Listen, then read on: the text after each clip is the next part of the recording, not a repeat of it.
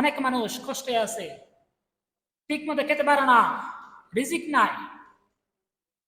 বিশ্ব নিয়ে বলেছেন দোয়া করো দুই সিজদার মাঝখানে।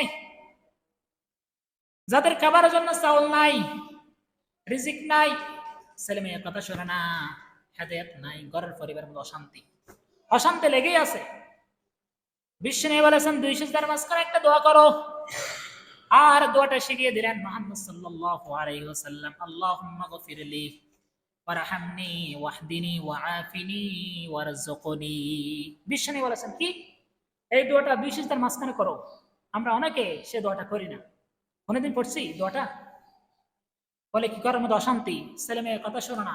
আল্লাহুম্মা গফিরলি, আপনি আমাকে ক্ষমা করে দেন। ওয়ারহামনি, আপনি আমাকে রহম করেন। ওয়াহদিনি, আপনি আমাকে হেদায়েত করেন। ওয়াআফিনি, আপনি আমাকে শান্তি দেন। ওয়ারযুকনি, আপনি আমাকে রিজিক দেন। এই দোয়াটা করবে। নামাজ যারা পড়েন, দুই সিজদার মাঝখানে একটা সাজদা দিয়েছেন, তারপর বসেছেন, আল্লাহু আকবার, বসেছেন, আল্লাহুম্মা গফিরলি ওয়ারহামনি ওয়াহদিনি ওয়াআফিনি ওয়ারযুকনি। শিখে নিবেন। গুগলের মধ্যে অনেক কিছু সার্চ করে চলে আসে, ফেসবুকে অনেক কিছু দেখেন, ইউটিউবে অনেক কিছু দেখেন, এগুলো সার্চ করবেন দুই সিজদার মাঝখানে কোন দোয়া পড়িতে হয়, তারপর আপনাকে সবগুলো দিয়ে দিবে। বিশ্ব নেই বলেছেন দোয়া করো, ঘরের মধ্যে বরকত, ছেলে মেয়ে কথা শুনবে, ঘরের মধ্যে শান্তি চলে আসবে, অশান্তি আর থাকবে না।